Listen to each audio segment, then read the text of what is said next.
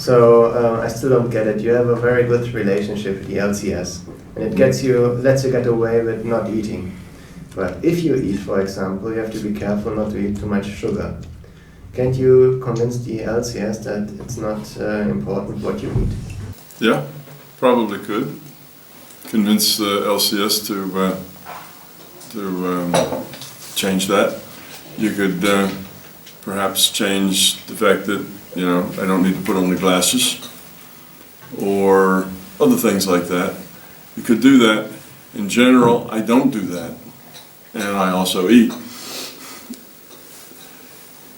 Because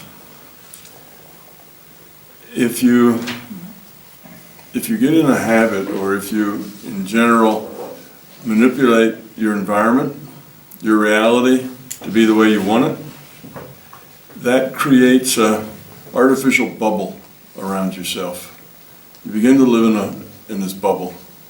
And you can do that to the extent that you no longer have much that challenges you. You no longer have much that you can actually grow from. The way we grow is that stuff happens and we deal with it. So the best way to grow is just to let the stuff happen that happens and then deal with it. When you start manipulating the stuff that happens, now you're living in an artificial reality, and it isn't nearly as productive as the one that just happens. It's much better. The one that just happens has a lot of uncertainty in it.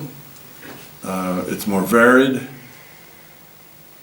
and it's a lot more fun and interesting than one that you might manufacture.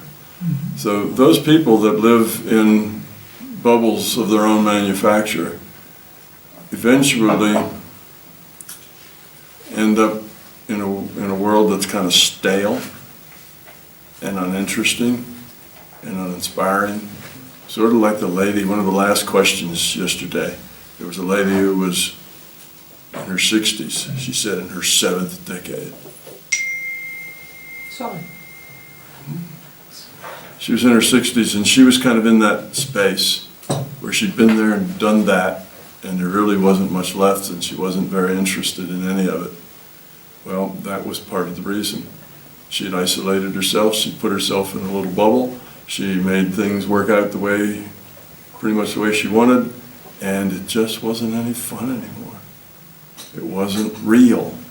You live in a plastic life. So you'll find, in general, that the people who have the most ability to modify future probability don't do it at all. They don't bother. They deal with things the way they come, because that's the real life. That's not only sometimes difficulty, but it's also more interesting. It's more real. It's not, I don't know, what can I say? The other ones get sterile after a while. So now I don't do any of those things. If I get an illness or something, if I get sick, so I have grandchildren. You know, grandchildren that go to public schools are just full of diseases. You know, they keep their parents and grandparents sick all the time. That's just the way it is. That's part of life, you know, dealing with those things, dealing with the symptoms, not feeling sorry for yourself, you know, being positive about it, and getting through it, getting the extra rest you need, whatever. It's just part of life. And it makes life real, and it makes it more vibrant, and it's just better to let that stuff happen. So I don't work on myself. I do occasionally. Occasionally it seems like an appropriate thing, but it's not a steady thing that I create a bubble. I don't work on Pamela. When she gets ill, I let her be ill, because that's life. So to escape this place, because you can, you know, change the future probability to the point that you make it the way you want it, has a downside. The other downside is that you find out that you're never really as smart as you think you are.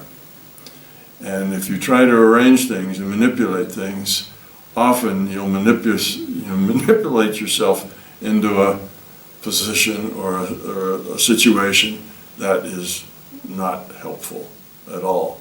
It looked like it was going to be helpful, and if you thought if you did this and this and that, that was really going to be great, and it turns out that's not so great, because we're not really that smart. It's better to just let things go the way they go. The more you try to manipulate, the more your life will be frustrating. So when you don't manipulate and things are the way they are, and you accept things the way they are, there's a lot more joy in that. So that's just a general rule. I've known people who were pretty powerful in the things they could do as far as manipulating reality, and they all end up in the same place that I'm telling you now. It's like, don't bother. Just live your life. It's better. Now, you help other people? Sure. But even that gets to be problematical, because you see that when it's best for you to just take things the way they come and deal with them, you really know that it's best for everybody else to just take things as they come and deal with it too. It's true of everyone. Your life is richer and you'll learn more if you just deal with the stuff that happens. And I have people send me emails all the time. Tom, can you help me? My dog didn't come home last night. Can you tell me where it is? Tom, can you help me? My grandmother just, found out she had cancer. On and on and on, you can imagine. And what they're saying is, Tom, my life isn't the way I'd like it to be. Can you fix it for me? You see, and the most times, I try to avoid that. I avoid it by not making myself available for it. I avoid it by not telling people when I do work on them. I keep that to myself. So almost all the work I do to help people is anonymous. And inside, sometimes I kind of do this. I roll my eyes like, oh, come on, It's your life. Live it, deal with it. But people come and they're desperate. They're desperate. Their grandmother has cancer, and that is really a desperate problem. They need help. Or they have cancer, or they have something else, or they have ringing in their ears. They have tinnitus, and it just won't go away. They've tried everything, and nothing helps. You have to work with people where they are. You can't tell people, oh, you should just, live your own life, and if your grandmother dies, deal with it. See, it's the truth. And that would be better off if they could do that. But they can't do that, and to tell them that is not helpful. It's actually hurtful. So you can't always tell the truth. You have to be careful what you say to people, and you can't set them up also for expectations. Oh, the wizard's going to heal my grandmother, so we can all go rejoice. Well, the grandmother may not be healed. Grandmother may be her time. That may be her choice, or it may be just the probabilities are such that you just have to live with it. You see, so you can't promise anybody anything either. But sometimes when people are in a wad and they are frantic about something, what they need is just a little breathing space. They need things to get a little easier, a little lighter for just a little bit. And often if I heal the grandmother, I also send them some energy to relax, let go, accept life. Death is a part of it. This is not a terrible thing. If grandma's old, particularly if she's old enough that she's having trouble, getting through things, life is getting difficult, it's time. It's time for her to recycle. Let that be. It's okay. So I will give them that idea, telepathy. They'll get that message. They'll hear it. They'll discount it in a way because it's not where their beliefs are. But it helps a little. Sometimes people just need time to adjust. Grandma gets sick and dies, the next day. That's more traumatic than if grandma's been ill for a long time and then finally passes away. They have time to adjust to it. So sometimes it just needs a little more time. So that's why that I wouldn't do those things. It's just generally not a good idea to put yourself in an artificial bubble. As much as people would, when I tell people that, for the most part, they don't get it. What do you mean you wouldn't? Why do you need glasses? What do you mean you were sick last week or something? I hardly ever get sick. I'm very rarely sick. My grandkids generally fail to make me sick. Pamela gets sick. She gets sick, probably 4 or 5 times a year. I get sick maybe once or twice a decade. I just don't get ill very often. But if I do, I experience it. It's part of being here. It's an experience you can learn from everything. There's always choices how you deal with things. Once you deal with it. So that's kind of the answer. Yeah, you can have a good working relationship with the LCS, but if you spend that good, if you take those credits that you have with the LCS and you spend them on yourself to make things come out the way you want, that good working relationship goes down because you're not doing it right. So that would be a thing. So you could do that. You can work on yourself and live in your little comfy bubble, but you begin to lose, you begin to de-evolve in that situation rather than evolve. People also ask me to do things that I put into the category of acquiring egos want to know. It's a kind of a play on a billboard that was in the U.S. It was an educational advertisement saying, inquiring minds want to know. We need to give them the facilities and the books and the tools to know. Inquiring minds want to know. Well, inquiring egos also want to know. They want to know all sorts of things just because they're curious and they want to know. And they will ask me things. Well, could you find out what happened at such and such and out of the database and this and that? Well, that's an inquiring ego that wants to know. And I mostly resist those things as well. And it's not that I'm against curiosity, but I actually lose points on my, I lose points if we're going to have a game thing. If I spend my effort and energy and whatever chasing down ego needs, that's an inappropriate use of my time and my skills. So that's a decrement. So I don't do that. I don't do that for myself.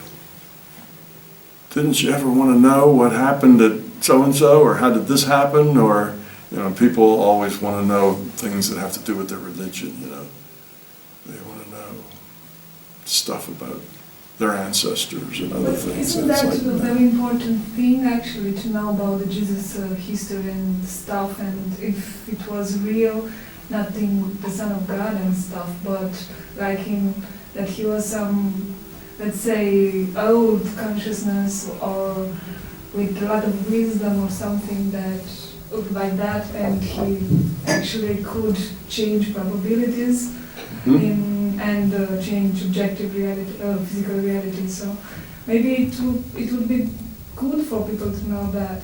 No. No? No. It's of no value whatsoever. You make choices. You make choices based on what you think is right.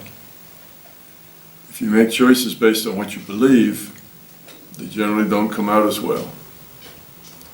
Telling people things, giving people information that their only choice is to believe it or disbelieve it because it's not part of their experience is really not helpful. It's not helpful because that's living your life through your intellect in a sense. Okay, I want to vet the information. That Jesus did that, or was that real? Was it really that way? If it is really that way, then I'll do this. And if it isn't that way, well, then I won't do that. I'll do something else. But it's exactly because people do that now. They think Jesus was or somebody else, I don't know what, and they did things because Jesus was that, or Mahomet, or whatever. Right. That's them with their beliefs, making choices out of that belief. And to give them a different belief so that they'll make different choices from a different belief is really not helpful to them, even if that maybe would make better beliefs because it's not their choice. See, you can lead people to make better choices, but it doesn't help them grow up any. They have to make those choices out of themselves. So they need to make the choices that are authentic to them and then learn from that. To tell people things that they believe. Say, okay, I'm going to tell you a lot of stuff and you believe all this, and if you believe it, you'll make better choices. I'll tell you the way reality works. And here's what you do and here's what you don't do. Won't help you a bit. You have to be honest, you have to be sincere, you have to be authentic, and you have to make your own choices. Nobody can make choices for you. And you have to, if you're going to have a belief, and of course I'm not in favor of any beliefs. Beliefs are a trap.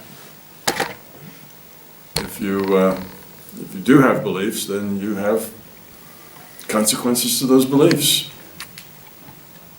So some beliefs might help you make better choices. Some beliefs might help you make worse choices. But that's you. It's your choice whether you believe things or don't believe things. That's part of you and who you are. And expressing that is being authentic. And when you're authentic, stuff happens. You deal with it. You get consequences. You learn from the consequences. Yeah, so I'm saying that I feel like maybe from you, which you are a public figure and scientist and so on, this other perspective would give them maybe a much more a larger choice making space, yeah. Yeah. And I do that. That's what I do when I talk about my model. And so on. I give people bigger perspectives that they can accept or they can let go or whatever, but I tell them don't believe it. I don't want them to believe me. I want them to go find out for themselves. They have to grow on their own. They're not going to get anywhere very important whether they believe what I say or disbelieve what I say. Either one. It's like the difference between acting kind and being kind. Maybe if you have the right belief, it'll help you act better, but it doesn't really help you be better. And acting better isn't what it's all about. It's about being better. So yes, I think you can help people by giving them bigger pictures. Well, here's a bigger picture. But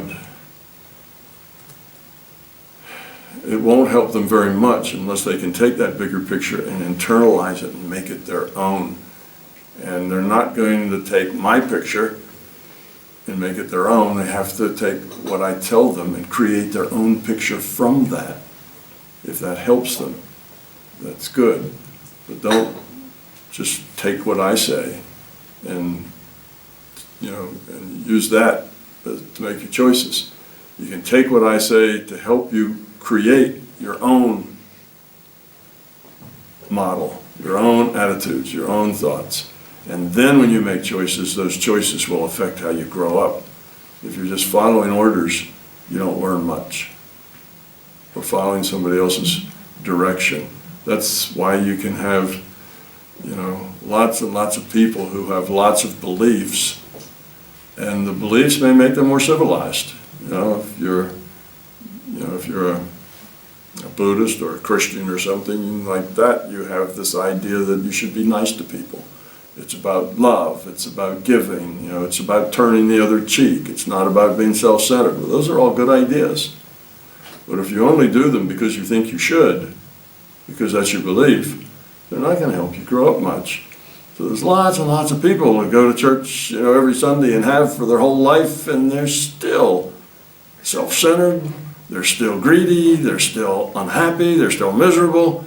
It hasn't helped them a bit, even though they've heard those words over and over and over again, and at the appropriate times they may do good deeds for people. They may help the little old lady across the street because it would be a fitting thing for a Buddhist or a Christian to do, but they still aren't grown up. But that's exactly my point, that there is this system, religious system, that entraps people in Yes. these ways for example, my family is very trapped in this way. And I can't seem to find a little hole to dig in and to enlarge the perspective and this.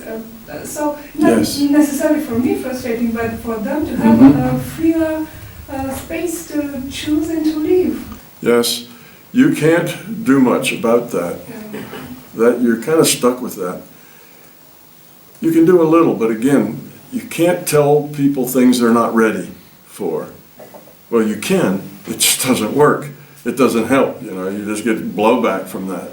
You can't tell people things they're not ready to absorb, and it's not helpful to them to do that. So if your family were questioning, if they were seeking, and they say, well, I don't know that I know all the answers. I'm not so sure what I've been doing is really working for me. I'm searching for something more. Now they're open. Now you can talk to them, and now they'll listen. But if that's not where they are, if they're in, I know the answer, I know what's right, and I know the way I have to live your life, and you ought to live your life like that too. You know, if that's the way they are, then telling them, oh no, that's not really the right way. Let me explain to you a better way. That won't work, it'll make things worse. It just creates trouble. You have to let them be who they are and not try to push on something that is going to be not productive, because if you try to explain anything else to them, you'll just make them unhappy. You'll create problems in a relationship. It just won't work out. So you just have to let that be. People are, I mean, there's a lot of things that I don't talk about. I don't tell people. I probably don't share more than 10, 20% of my experiences with anybody. That includes Pamela.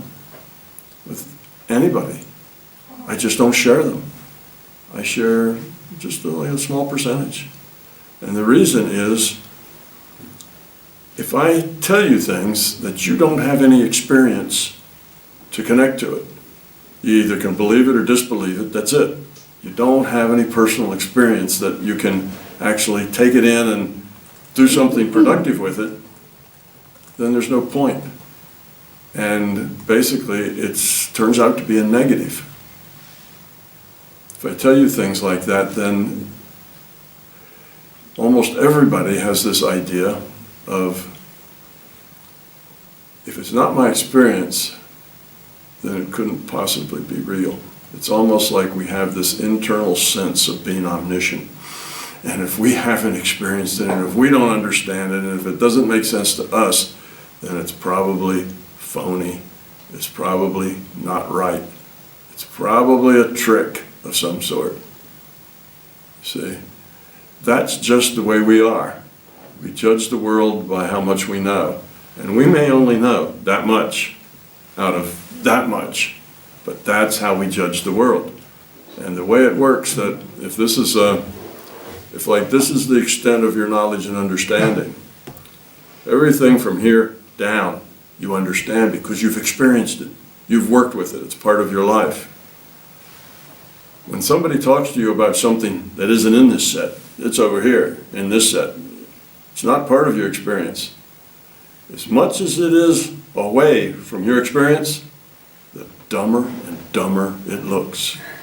Exactly. So you get somebody here and they're talking to you at this level outside of your experience, then when you're down here, from this perspective, that's just stupid. Because it doesn't compute for them. They don't see that. And therefore you're getting dumber and dumber the further you get away. So there's this wraparound effect. As much as you are this much above, you appear to be that much below. It's just this, I call that the wraparound effect. So if you're kind of twice their level, you look like you're half their level. It wraps back around. So it's that kind of effect. So as you have more experience and a bigger picture than other people, if you express that to them when they don't have what it takes to process it, it just makes you look that much dumber, lost. You just don't understand. You're being tricked. You're part of a cult that's warped your mind. On and on and on. They see all this negative stuff. You're making this up. You're trying to trick me. You've lost your way. So as much as you are outside of their bubble of understanding, That's how far you are beneath them in their viewpoint. So what happens if you tell people everything you know, even though you know that's outside of their experience, you just look like a crackpot, an idiot, a neurotic, somebody's gone off the deep end. And it's not that they can help that being judgmental, that's all they see. You're outside of their experience base. And anything outside of your experience base, you can't process it. You just don't know how to process it. So you look at people, it's like the physicians that went up and held that little card in front of the girl's face. They were both physicians, and they went up because they just couldn't believe that you can see without eyes. It just was impossible. You can't believe that. There's probably a trick. There's something else going on, and you don't necessarily think people are lying or trying to hustle you or something. You just feel like there's something wrong there. So then you go up and do it yourself. You take the little card and you hold it up in front, and it first confused her because you see the card had things written on it. Yeah. And her intent is to see what is written in front of me. Well, the first thing that was written in front of her was stuff on that little card they held up. And then there was more stuff written on that other card. I asked her, it was different. Was it? It was different. It was annoying because he was too close to her. This was, an emotional thing. It was not the card in front of it. Because I asked her. Did you? Yes. It was just too close? It was too close. Yeah. Maybe the attitude of The attitude, it was not Yeah, it could have been attitude too. But anyway. Yes, it was. But when you go do that yourself, and you're a part of it, and you see that it works anyway, because you put the stuff on the eyes, you did the whole thing, you've held up the cardboard and they read it anyway, those people have a feeling like somebody has just reached in and grabbed a rug they were standing on it and jerked it right out from under their feet. Suddenly, everything they believed and they knew was true has a hole in it. A hole they didn't believe existed. And now it'll take them a long time to figure that out. And some people, probably a majority of people, after thinking about it for a long time, they will come to the conclusion of, well, that was just anomalous. I don't know how that happened or how it worked that way, but that's called denial. You just put it away and deny that it actually ever really happened. And you know it happened, but you refuse to deal with it. So that's what most people will do with it. Other people will become seekers, and they'll say, wow, reality is different than I thought. Let me get on the internet here and see, what else is going on that's weird, and it opens your mind, and now you start learning things. But that's not the typical approach. The typical approach is denial, or thinking, well, or those wants to evolve. or those negative. people are trying to trick me. Yeah. That's the typical thing, because we're not all that grown up. We tend to be pretty pretty high entropy people. So that's what we do. But those people who are ready, you see, who are ready to grow, they'll look at that and they'll say, wow, I need to find out more about this. I need to take that course and see if I can do that. The people who are ready will grab that opportunity and want to go with it, learn more, do it for themselves. And those are the people who are on the path, to evolving much better. But that's generally not the majority just yet, but we're working on it. I think of all ideas, what the most important is the inspiration. Whatever I feel, I listen, I learn, it's just the inspiration. Whatever I do with this information, it's my choice. But sometimes I need the inspiration. So I think all the concepts about Jesus or Buddha it's the opportunity to be inspired. Inspired, thank you. And that is why whatever people say, are thinking, it's an important part for maybe one person. So sharing something is important and helpful. Yeah. Maybe just for one person, but Right. it's helpful. Yeah, it can be. Yeah, it can be. It can be very helpful. And when a person's ready and they're looking for something more, they're open to the possibilities, then you can share with them things, and they will maybe get inspired or get excited about finding out more. And I agree. I try to do that. Yeah. But you can't just do that. You can't treat everyone exactly the same way. Everybody's different. And this group is a group of people who are trying to learn. They're open, they're searching, or you wouldn't be here. And it's the same with all the people that were there, yesterday. These are people, for the most part, that are open and are searching for things, or they wouldn't be there. So I say a lot of things there that I wouldn't say otherwise, to people.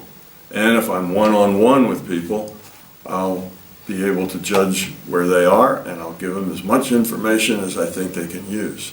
But I don't give them any more than that. Because you give them more than that, you actually have an opposite effect.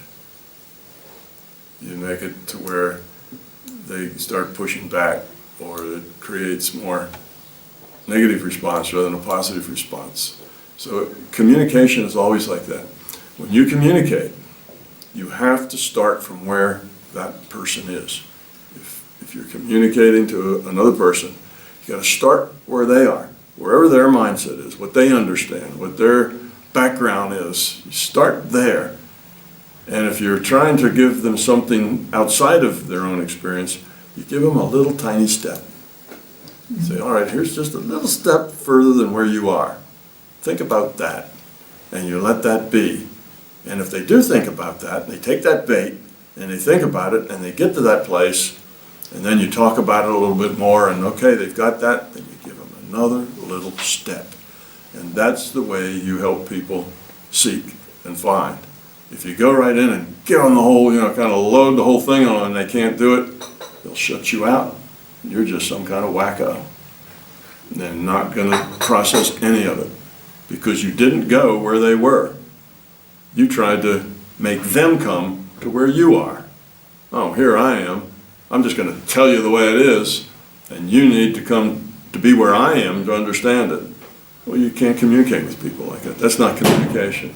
You got to go to where they are and start from their view of the world and help them see a little bigger picture. So all communication is like that. We tend to expect others to come to where we are. We tell them what we know and expect them to get it, and for the most part, people don't get it. They get just whatever little piece of it is that they can process. And if you're too far away from where they are, they'll just shut you out because you're some sort of idiot that doesn't know what they're talking about. So it's just not profitable to tell everybody everything. It's not profitable to tell people the truth if they can't process it. Just let them be wherever they are. They'll figure it out. They'll be ready one day, and they'll figure it out. Yeah, you haven't said anything yet. Give that man the floor. I have a question regarding fears. And for me, for the last year, it was like if somebody comes to me and asks me to do a certain thing, and I felt a resistance to it. So immediately I felt, oh no, I'm not able to do it, or something like this in this direction. So the second moment I thought, okay, it's ego-based thinking. My ego don't want me to, don't want a confrontation with this, and so I did exactly the same. Is it, in your opinion, a good way to deal with the own fears? To do these things like this? Well, yeah, to get rid of fear, to deal with fear, takes courage. Courage means you have to step in a place that's uncomfortable. Yeah. If you always stay in a comfy space, it'll be hard to get rid of any fear. Because fears are fears because they scare you. So unless you're willing to step into that scare, step into that fear and be uncomfortable with it, then you probably won't get rid of it. You'll just keep it. So yes, if there's something that you think is in a positive direction, let's say, I'm just taking advantage, an example, this is kind of a social thing, that if you are afraid that you don't have much to offer and people, there's no reason why anybody should really like you, you'll tend to be a wallflower. You won't talk, you'll sit on the sideline, you'll be shy, you'll be introverted and so on, because you just don't feel that worthy to stand up and talk, because what would I have to say that would be important? And you don't want to be laughed at or anything else, so you just stay quiet. Well, if that's the way you feel, and that's a fear of yours because you feel inadequate, if that's what's driving it, then you need to have the courage to get up and tell people what you think. To get up and be part of a conversation that's going to be scary, and it's not going to feel good, and you're going to have to force yourself to do that. But when you stand up and offer your opinion, and you find that people consider it and talk, and it's okay, well, that gives you some, that feeds your courage a little bit. That gives you some positive reinforcement, so then you can do it a little more, and yes, that'll help you work out. The downside is if you get up and you take that vulnerable, you make yourself vulnerable and you offer your opinion and everybody ignores you like you weren't there, or worse yet, they give you some negative comment, oh, that's a dumb idea. Well, now you've just added to the fear. The fear's bigger now than it was. So the courage has to be enough courage to persist. Don't expect to take a leap out of the fear. Expect you're going to, work your way out a little bit at a time. So you need that courage, and you need to realize that, well, in this group, maybe that would happen, but I'm going to find out. And if I get put down, that's all right. I'll take that. I'll accept that, but I won't stop trying. I'll try again. Maybe I won't show that vulnerability in this same group in the same way. I'll pay attention to what they're talking about and how they're doing it, and I'll see if I can't add something important that they will find significant.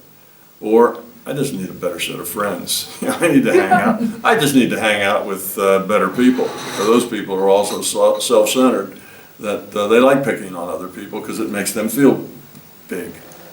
They find somebody who's weaker and they pick on them so they feel bigger themselves. So you just have to keep working at it. If you know you have a fear, then you have to have the courage to just keep at it. And setbacks, accept them. The setback doesn't mean you were wrong. The setback means you need to try again. Maybe different circumstances. Why didn't this time work? It's not always you. It's sometimes the environment you're working with. Change that environment. Change the friends you're hanging out with. Find a group of people that you do feel more comfortable with. But it does take work, and it takes courage. So yeah, that feeling of discomfort in doing something that you think you probably should do, but it doesn't feel good. Yeah. Often you get through that by doing it anyway. But not doing it such that it turns out badly, now you'll cringe and kind of run off, tuck your tail and hide. But realize that could be a possibility, but you'll accept it if it doesn't work out. That's the strategy of like, give me your best shot. What's the worst that could happen? Accept that. And once you accept the worst, then you've pulled the teeth out of the fear. Okay, the worst that could happen is everybody will laugh at me. Worst possible thing.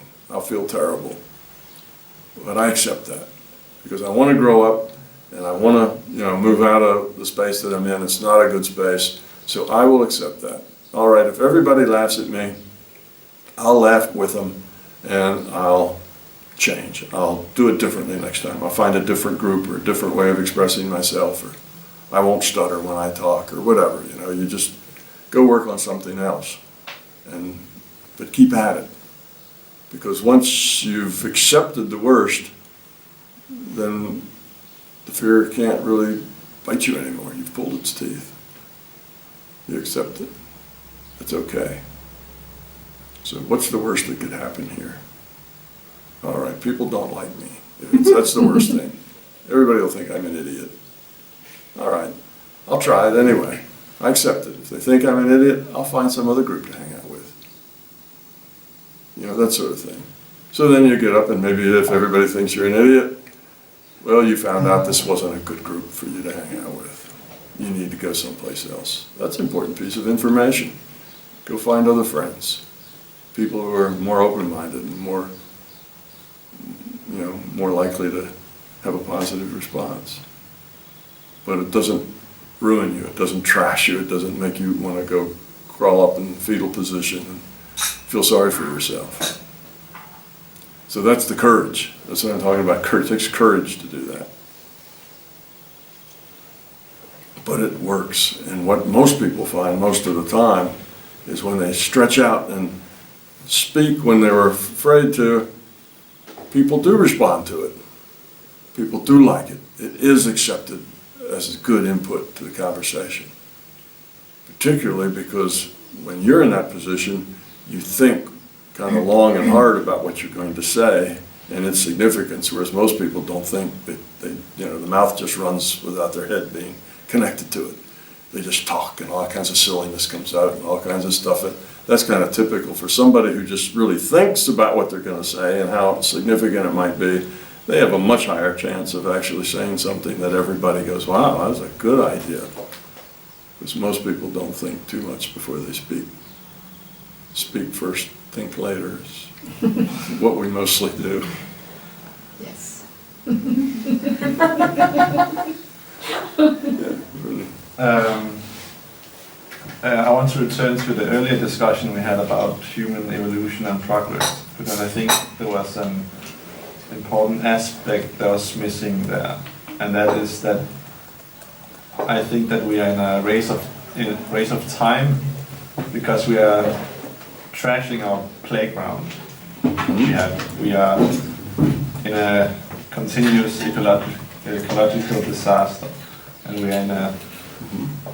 have been in an extinction period for quite some time now, and we are. I mean, if we don't evolve quickly enough, we will have created enough damage that that even if we get to that point of love and such, we might have created permanent damage to our world, and we will then reap those consequences.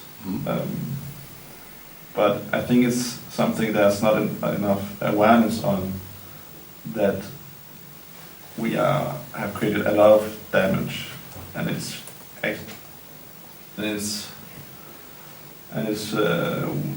I would say it's much worse than most people think, the current state of Earth in general. And yeah, I want to hear your thoughts on that. Well, that's true. We do a lot of damage. And, you know, the more capacity you have to do good, probably the more capacity you have to do evil at the same time. You know, we grow up and we get more decision space, we get more powerful. The more powerful you are, the more good you can do, and the more powerful you are, the more harm that you can do. So this growing up thing always creates this situation where you're on a knife's edge. You know, you're growing up and you get to this point that your potential is what's growing, but that potential can be used for good or evil. So you get up to this point where you're on this knife edge, and if you make the right choices, you'll go off this side, but if you just step a little off the wrong way, you sink down into the other side. And those tend to go together. So the fact that we are getting to a point where we might have a lot of growth means we're also to a point where we will have a lot of abuse. It's like the technology does that to us as well. You know, power and understanding can be used negatively and positively. So it tends to be that way. So it's always a race. As power grows, it's more and more important that consciousness quality grows with it. Mm-hmm. Yes. If those two get too far out of balance, and the power is this way and the conscious quality is that way, then you have a much bigger chance for disaster. Well, if that happens, the disaster happens, and disaster is in a way like hitting the reset button. When the disaster happens, everything goes to hell in a handbasket, things dissolve, economies trash, it all ends up at a lower level of existence, and then you get to try again. And you just keep working at it until one day you get it. So no doubt we could do that. We could get to a point that we end up trashing things really badly. Back in the 50s and early 60s, that was a very big point. It is now with global warming and other things that we're doing, but back in the 50s and 60s, I remember as a child, they'd have these drills where you get under your desk. Like getting under a desk was going to save you from a nuclear weapon detonation. I'm not sure exactly what the rationality behind that, but that was, somebody thought that would be a good idea. So I was in that age, the Cold War age, where that's what we did. We'd have these drills and everybody at school, we'd get under their desk. Hopefully, I guess if the ceiling fell down, if it was just little bits of plaster, it would save you. But if it was the whole next 3 stories up, it wasn't going to do much for you to be under that desk. Anyhow, at that time, there was this, the Union of Concerned Scientists or Union of Nuclear Scientists, there's some sort of thing, and they've got this big clock. And these little clock hands would be, and they get up to midnight, it's like when all hell breaks loose and everybody dies. And they'd have these clock hands, and if something would happen in the world that would be more dangerous, a little clock hand would go around this way, and if it was better, then the clock hand would come this way. And what was it, something of nuclear scientists, wasn't it? Some group, anyway. So I lived in a time when that clock hand was only about a minute or two away from destruction all the time. And that was the environment that we lived with. And yes, that was a real possibility. And we got really closer to that than a lot of people know about. We got real close to that many times. All sorts of things got within a single decision of a single person several times during that time. And had that decision been a poor one, there would have been, thousands of nuclear explosions all around the world, which would have poisoned our air and our water and our food and everything. Well, that would have been one of those things where the quality of consciousness is high and the power was that high. And what happens, that just set a reset button. So now we'd have to, maybe another 1,000 years, but we'd have the chance to do it again. So this is not a time test. We can do it as often as we need to until we finally get there. Well, so now here we are in one of these situations again, right? We've got an environment that is very, very tenuous. We could just push it over the brink. That would cause a lot of trouble. And we could also grow up, and which one's going to get there first? And it always kind of comes up to this knife point where you could fall off of that side or fall off of that side. And you go to this side and everything's lovely. You go off to that side and everything is terrible. And that is just kind of the nature, because it's hard to get.